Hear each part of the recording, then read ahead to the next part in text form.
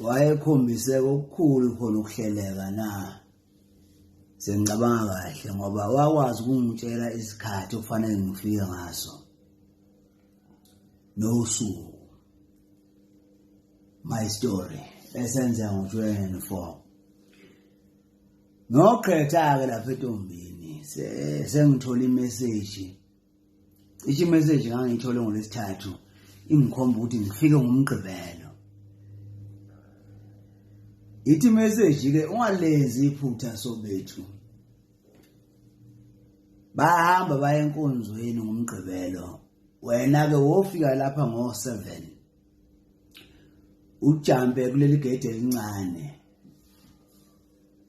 ngoba mawuza kuleli likhulu bazokubona umakhelwane ayu angisahlalisekile uLesine uLesihlanu ngithi awu madoda yohlala emva kwesibalo hey wathi ngingaqeda ukuqoqa impahla ngiyifaka esibayeni ngase nginyamalala ekhaya gijima ngahamba ngendlela yamagwafa ngihamba ngafuqa endleleni ngenzela ukuthi na ngifika lapha ngifike nginamandla hey angena ngafakwa korondo lapha nangifaka kwalondo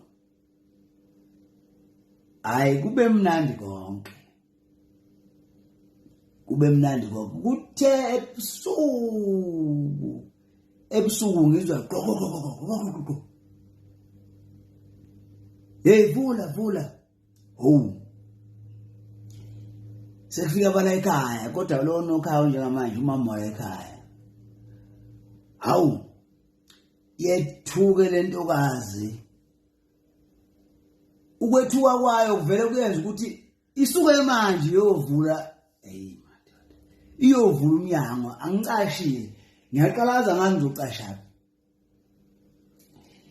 vele ngizama ukungena ngaphansi kwawo lo mbhede nawo lo mbhede ugcwele izinto ngaphansi ngibathe ngiyangena niyavula phana ngiyaphusha lapha izinto kunezinye lo mbhede ukungena kwami ugcina okungapheleli bese kusala imilenze yodwa ebevula kahle yini wavala kangaka hawu ngani nginini ngimemeza kwami hawu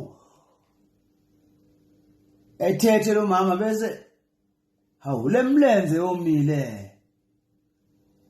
mama ngeyami ngibe ngiphuma hey ngibe ngithatha isikhinjana sami ngithatha konke kwami ngibe ngiphuma ngejubane angaze bize bonke abangale kwezinye izinto ukubala kwami bese ngiba nako ukuthi awu lento wazi madoda yini ngenze kanjena kodwa ngibe nako ukuthi cha bingahlosile hayi futhi